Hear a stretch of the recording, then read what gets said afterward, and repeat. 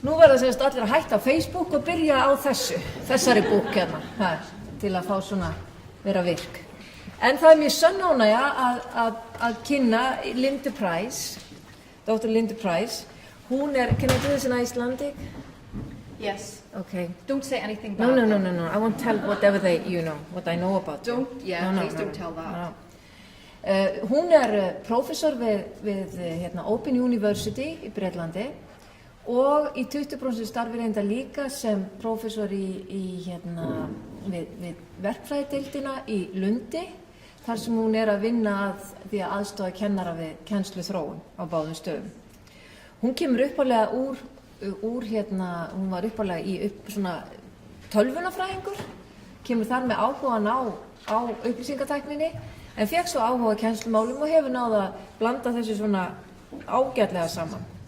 Og hún hefur birt talsvert mikið af nýlegum greinum þar sem hún að skoða hvaða leiðir fólk fer við að nota upplýsingatækni í kennslu og hennar verksvið fyrst og fremst og rannsóknir að skoða hvernig kennarar takast á við þá áskorun sem við stöndum frammi fyrir í dag. Hvernig við getum nýtt okkur þá tækni sem við höfum til að gera nám nemenda okkur sem allra best. So Linda, I am very, very happy to have you here. And I have introduced you and your specialities and So you told them about the cake making then? No, I didn't tell them about the cake making, no. Hún líka snillingur í að búti svona brúðkaupstertu blóm. Everybody has to have a flippant side in their life, yes. But we are very happy to have you and please talk. Thank you. Thank you very much for inviting me. It's an absolute pleasure to be here. It's a pleasure to be with colleagues who are interested in this area. It's also a pleasure to be in your wonderful country. I mean, this has got to be the best kept secret in the world, and your secret is safe with me. Okay, let me just get my PowerPoint up and running.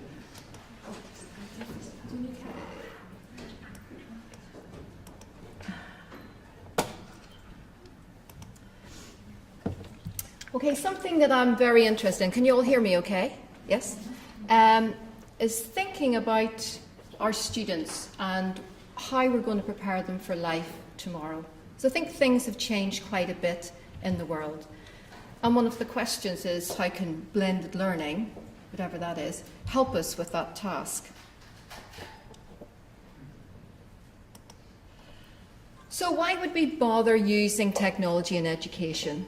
You know, isn't this okay? It was okay for me. Like, I'm here in front of you, so it must be okay, isn't it? So what's wrong with that scene? Why wouldn't we just carry on doing the kinds of things that we've done before? Has anything in the world changed, perhaps? Or should we think about the different context? Let me introduce you to Jack. Okay, nice-looking young man. He's at least he was a 15-year-old schoolboy. And he found an early diagnostic test for pancreatic cancer, age 15. Quite an achievement. What university did Jack go to? Any guesses? Anybody? Harvard, wherever? Where do you think? Sorry? Internet. No, but that would have been a nice accolade, I can assure you. No, Jack did not go to any university at all.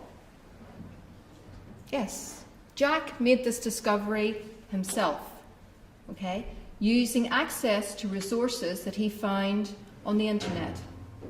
Okay, so he looked up research papers, which is a real plug for open access journal papers. We should be all doing that. And got access to whatever he could to do lots of reading about pancreatic cancer, about cures and so on. And he did this from his access to resources in the internet. So quite an achievement, I think. So that's saying something about how the world has changed. Okay, his test is 90% accurate and costs 3 cents per test. I'm sure the drug companies really love him. And he won this grand prize. So something in the world has changed when a 15-year-old boy from his computer can develop a cure for pancreatic cancer. Quite wonderful. So we'd all like to be producing people like Jack in our universities. So let's think about that. Now, I just want to show you a little clip that I think summarizes perhaps some of the complexity of using technology in higher education and perhaps some of the things that we are concerned about. So let's hope this works.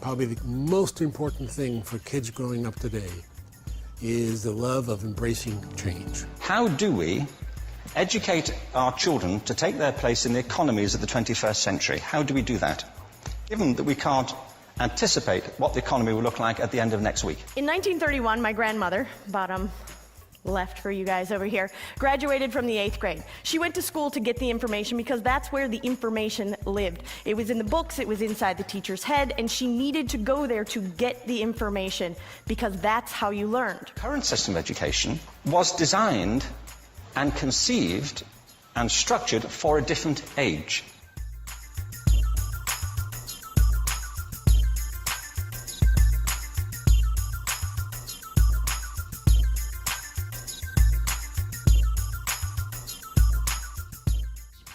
Are we getting overwhelmed with an always connected, multitasking lifestyle? And is that going to lead to less sophisticated thoughts as we move away from the slower, deeper, contemplative state of reading? We have a wireless building, the kids use laptops, and the reason we do that is so that we can put them away when it's actually not the best tool for them to be learning with. I would imagine that it would take a great attitude. I would imagine that you'd have to be pretty aware of your surroundings and appreciating the small wonders that you're starting to see in your new world. And I think you'd have to be really authentic. You'd have to be really true to yourself in order to get through what you're being exposed to. It's an approach built much more around intrinsic motivation, around the desire to do things because they matter, because we like it, because they're interesting, because they're part of something important. Reading. But I think it's important to remember that the great driver of scientific innovation and technological innovation has been the historic increase in connectivity and our ability to reach out and exchange ideas with other people, and to borrow other people's hunches and combine them with our hunches and turn them into something new.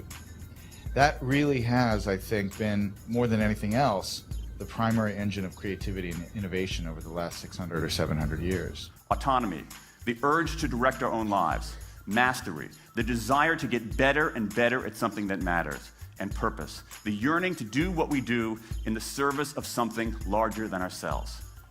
These are the building blocks of an entirely new operating system. The world needs opportunities for new leaders and new ideas. Kids need opportunities to lead and succeed. Are you ready to make the match? Because the world's problems shouldn't be the human family's heirloom.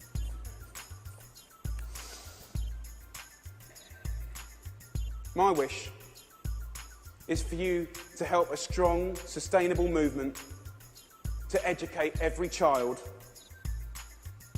about food, to inspire families to cook again, and to empower people everywhere to fight obesity.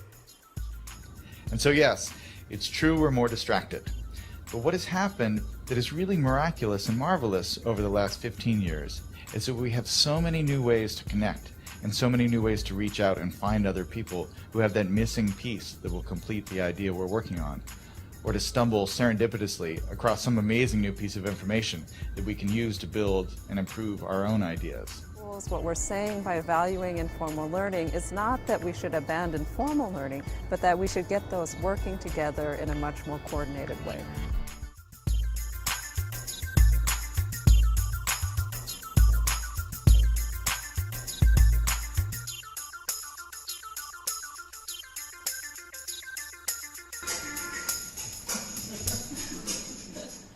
Right, you all ready now? You've got it all taped, you've seen what's going on. You all ready? Yeah. For the educational revolution? Lots of things certainly going on, lots of pressures, lots of connectivity, as we've said, lots of information. So lots of challenges in education, lots of things for us to deal with. And are we preparing students for this kind of a world? Just want to show you this chart, and it looks at changes in demands of different skills between 1959 and 1998. So just trying to give you a trajectory of what's happening. If you look at the top blue line, which is where I'd really like to be, having a pointer, or I'd like to be a little bit taller so I can reach that. If you look at the top blue line, it's about changes in non-routine cognitive or interactive activities. So things that aren't routine, but things that's requiring us to think and to be interacting in different ways. And that's really going up. Okay, change from 1950, just really going up. The red line, the next line that's really up there, is non-routine cognitive or analytic activities. So once again, they're things that we perhaps haven't practiced, things non-routine, thinking about things, analysing things. So these requirements are going up. If you look at the green line, okay, the third one down at the end, routine manual activities are going down. The yellow line going right down is routine cognitive activities, so routine thinking activities going down.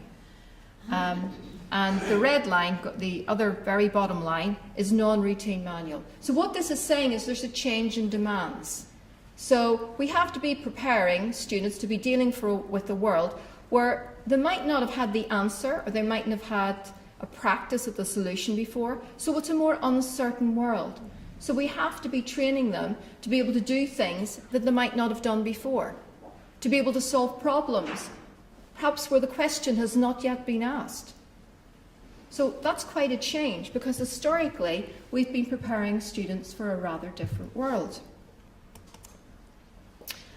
Now the press has actually got this. Time magazine ran a story about this, and they said, this is a story about whether an entire generation of kids will fail to make the grade in the global economy because they can't think their way through abstract problems. Okay, work in teams, there's that teamwork again, we talked about that yesterday in the workshop. Distinguish good information from bad, because of course Google is king, and everybody gets information from Google, and if you've got it from Google, it must be right, mustn't it?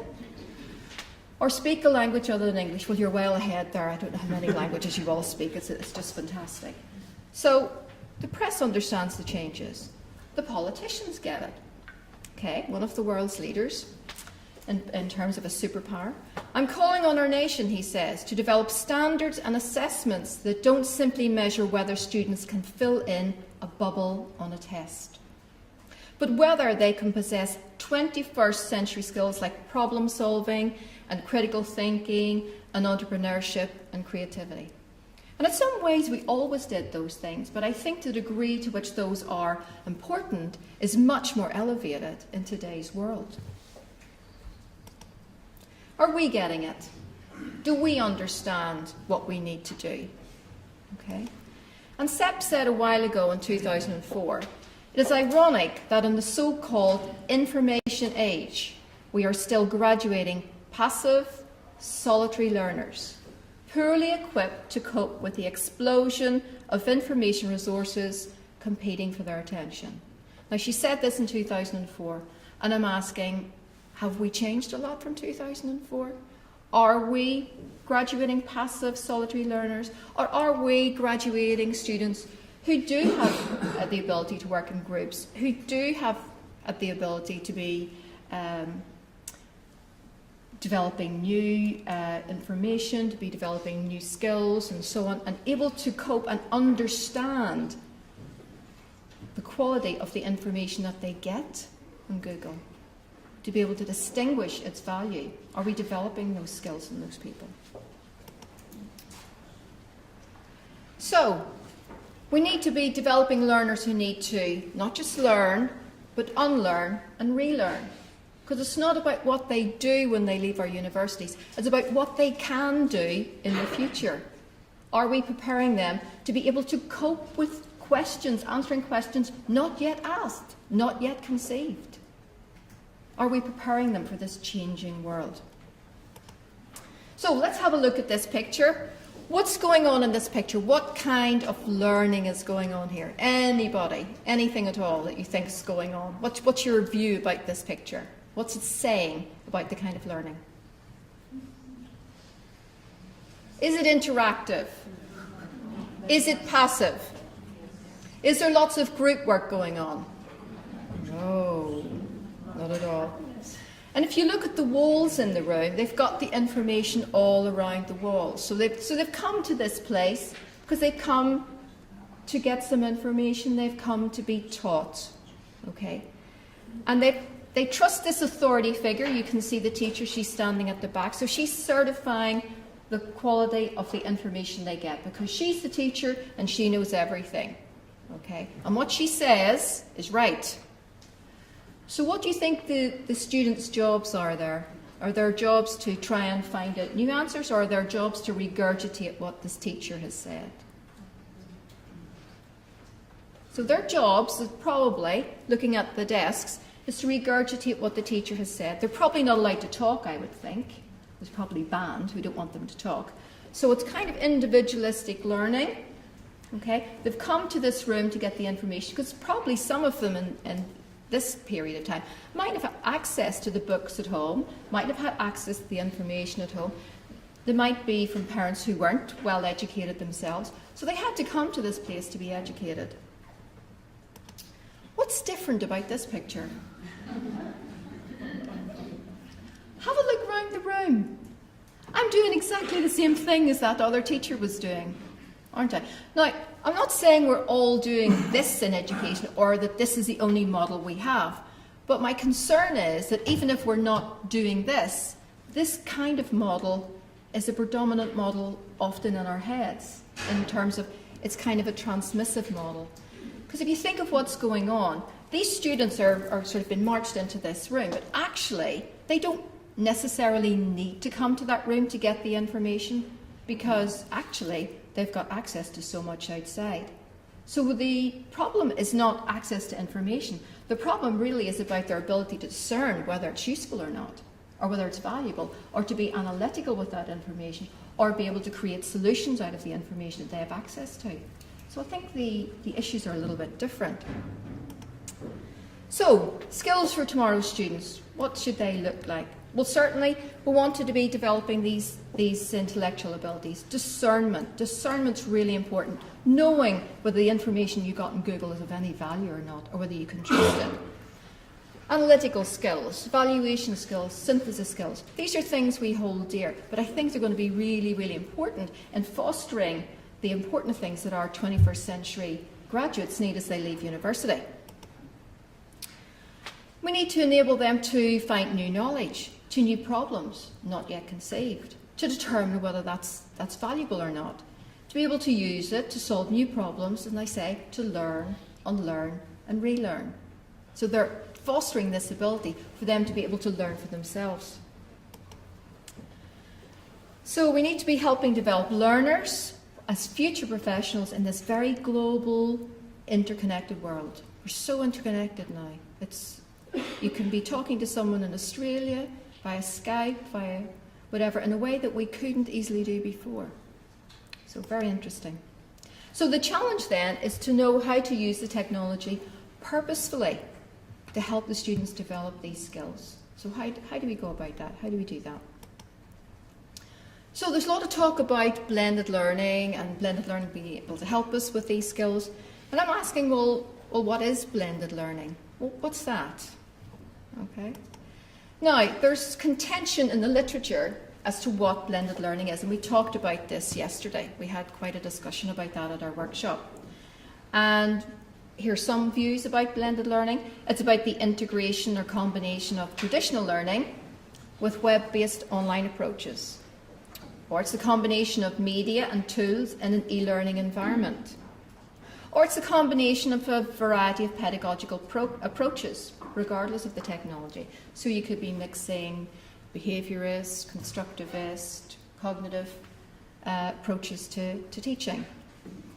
But What's traditional learning? What does that mean? What's online? What does that mean? What do we mean by media?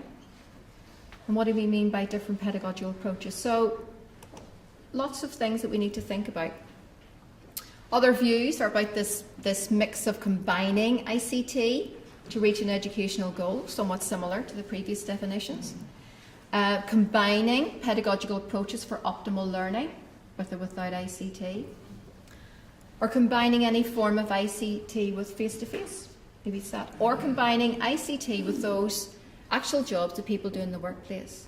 So, lots of different views about what blended learning is. And we talked about this yesterday in our workshop. And there was quite a lot of debate about it. So traditional with online, what does that mean? What does online mean?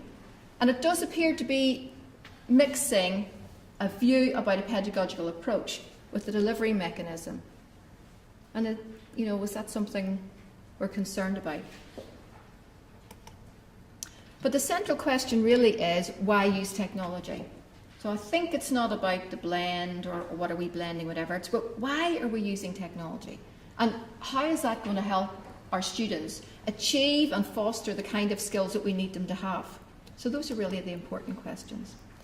Now, just thinking about the students, because there's this belief that students have the same view perhaps of traditional learning or the same view of the lecture model.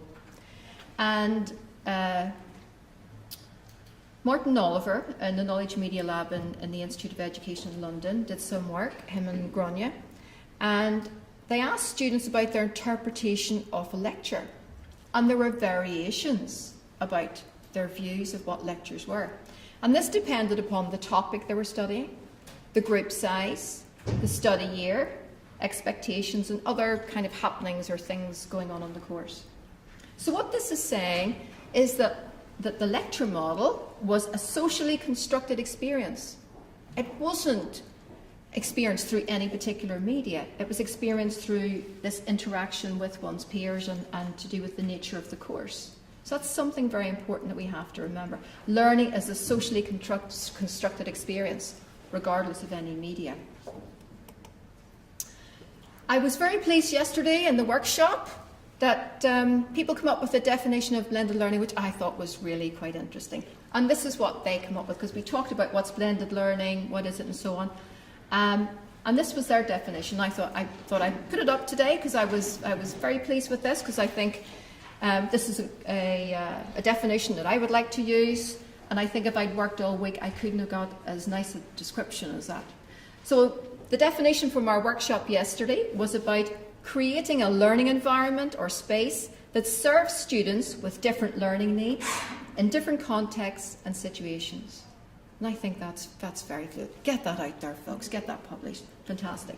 And someone said to me, well, isn't that just like a definition you would have of learning? And I'd say, yes, it is. So maybe it's just the University of Iceland's learning definition. What's wrong with that? Because would we say learning with pencils? Would we say learning with pens? Would we say learning with calculators? Would we say those things? And at the end of the day, technology is another tool. Okay, and there's a variety of these things, but they're tools at the same time. Okay, and they don't of themselves drive learning. It's you do. You're the teachers. You're the designers. You drive the learning, not the technology. So why are we using technology? Are we doing the same old thing but faster? Are we doing things better? Are we doing better things? Sometimes I drink lots of coffee and I just do stupid things very quickly, I find myself. But I do like to aim, when I'm working with students, to be trying to do better things, because we have the opportunity to do better things. And I think in the video clip that you saw earlier, the educational system that we often fall back on is one that was designed for a different century or two ago. Okay? So perhaps the technology is like the tsunami, if you like. It's just come in this huge wave, like this digital revolution, that's caused us to rethink our educational strategies, our educational perspectives. And I think that's a good thing, actually. I think it's quite healthy that that we're in this position where we're having to think about it. That's not to say it's going to be easy, because the rate of development in different institutions in different countries will vary. So there's going to be a bit of tension, contention going on, state of flux, until we kind of move along over that hump. But nonetheless, I think it's of value. So in my own research and in my institutional research at the Open University, the one thing that I have found is that technology is not a silver bullet. Okay? The technology is not going to save things for you. It's not going to change things. It's not a panacea.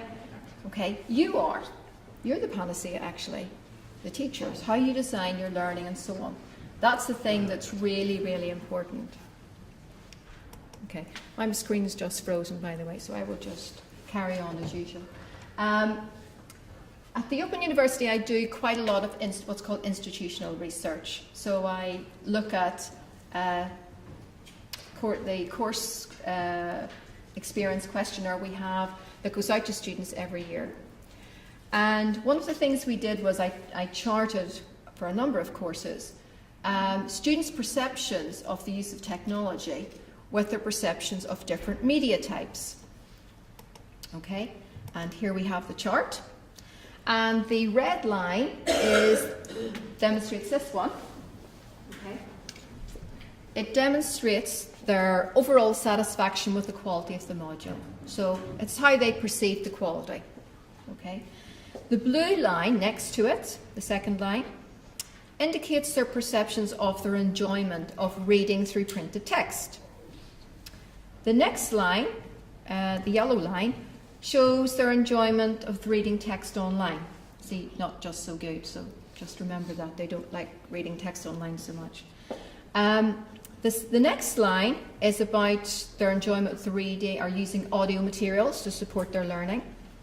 And the next line is their enjoyment with audio-visual materials like video clips. And I just want to give you a little bit of context. At the Open University, we have 250,000 students each year, 250,000 students, and they're global students across the world, really. So understanding their experience of the course is really important to us because they're spread all over the place. So what this chart is saying is there isn't really a strong relationship between their perceptions of the value of particular media types with their perceptions of the value and the quality of the course. So the perceptions of their good experience is not related to any particular media type per se. And these are education courses that I have, a number of education courses, but I could put this up for any faculty and it would look exactly the same.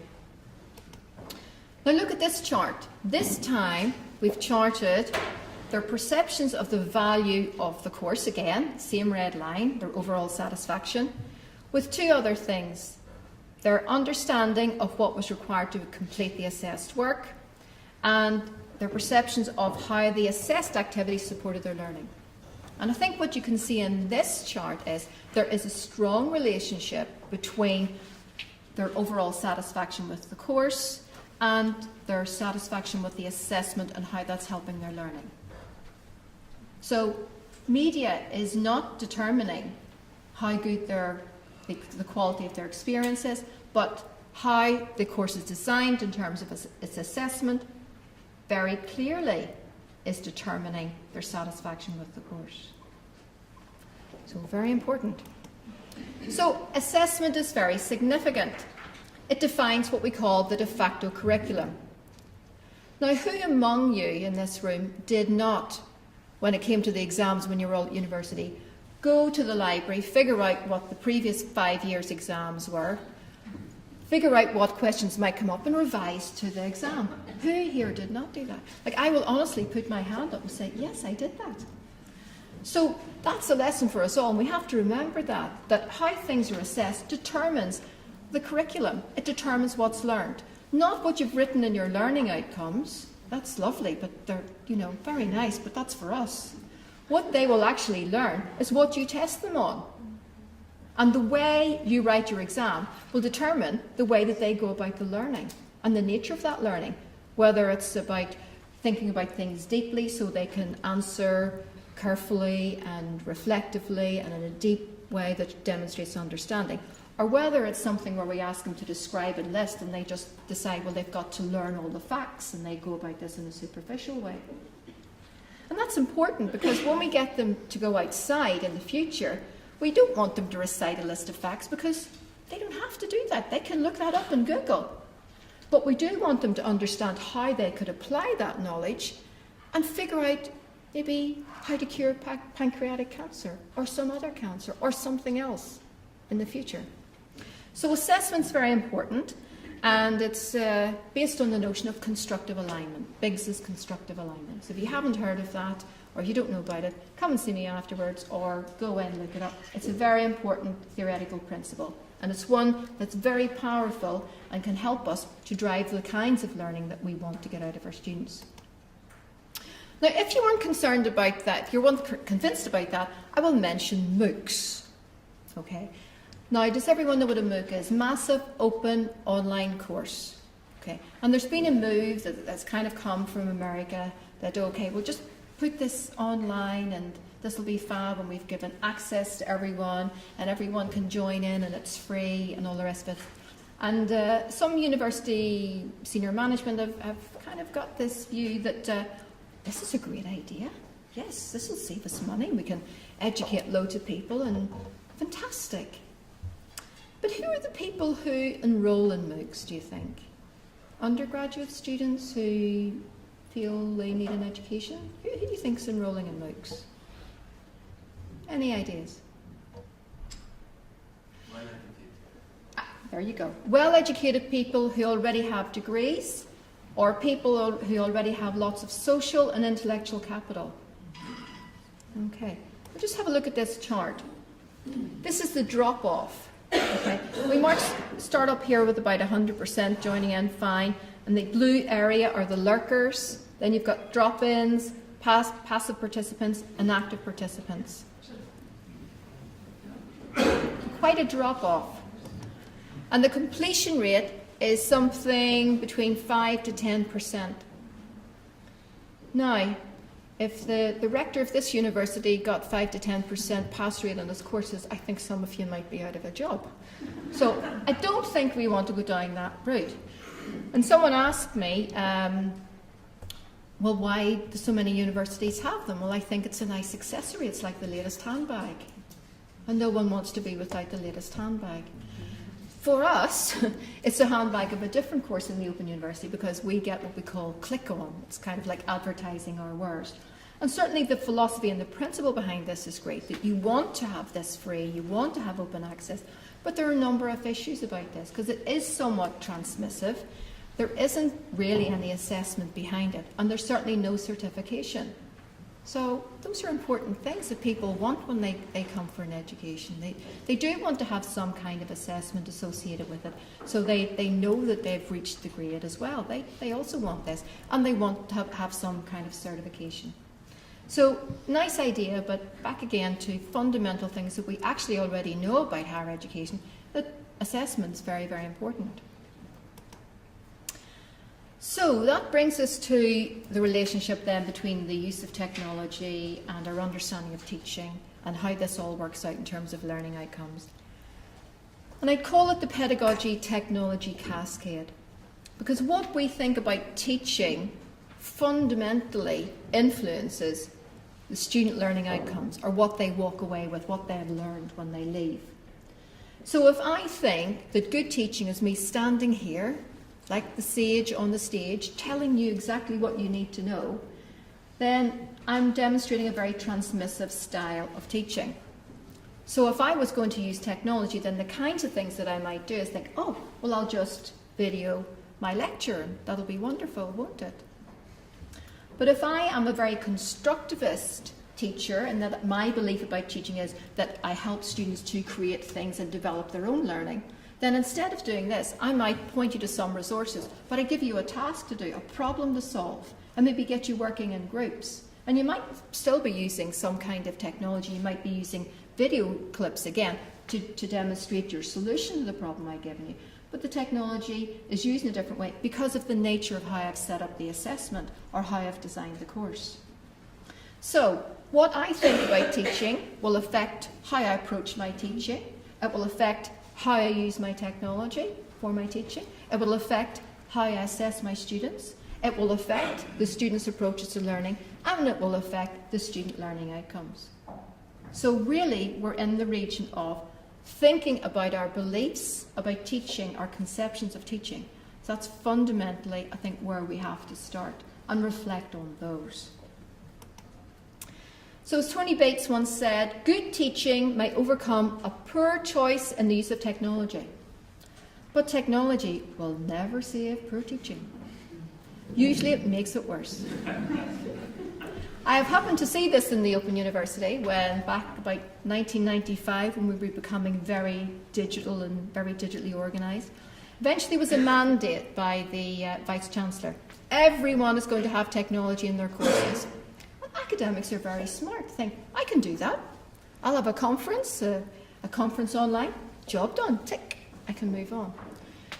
The effect of that was that the students couldn't really see the value of that conference because it was just an add-on to the course, and Rasmus talked about that yesterday in the workshop, but that doesn't actually work. The students couldn't see the value and actually became a bit of a distraction because it wasn't integrated with the whole design of the course, and actually it wasn't integrated with any form of assessment. So they said, oh, we don't like it, we're not using it. And then, of course, a few years later, the Vice-Chancellor said, why are we spending all this money in technology and the students don't like it? And I said, oh, well, it's because it's not integrated in with the whole design of the course. So we have to think about that very carefully. So, the main agent of change, if we want to change and revolutionise our teaching, is you, the teacher. Those of you who are involved in teaching and learning, you are the agent of change. And how you design your course is of the fundamentalist importance. So you're the agent of change here, not the teacher. So we can just give you a little reflection on that.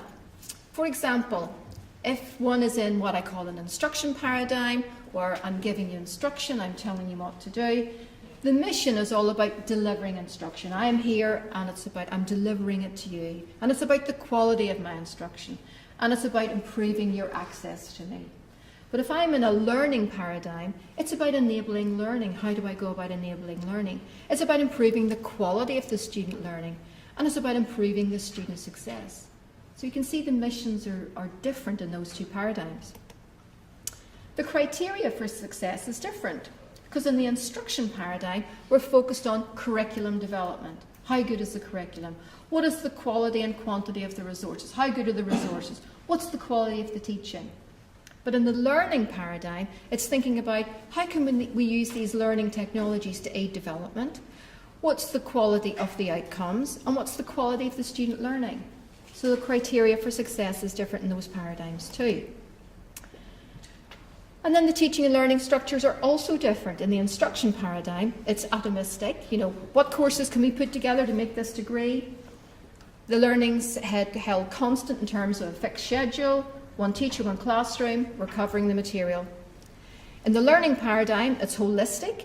What do we need at the end of this for our students to come out as chemists of the 21st century who are going to be able to solve problems in the future? So it's thinking at the end game, what do we need them to have? And then looking at how we structure the award of the programme in relation to that. And it's not about the time held constant, it's about the learning held constant, and that's different. It's not about particular times. So quite different. So learning design is very important. If I can get that into your vocabulary, I'll be very happy. Learning design, okay? So how is your learning design helping develop your students' learning skills? Okay, sorry, I've had a little freeze in my machine again. And is it about fostering their ability to come into a situation where they're absorbing material? Or is it about the situation where they're actually developing their skills and being able to learn, unlearn, and relearn? So I think the fundamental question for us is, how are we using technology and how are we designing it into our programs to help us develop learners of the 21st century? So So I'll leave it there because it's coffee time, and I thank you very much for your interest.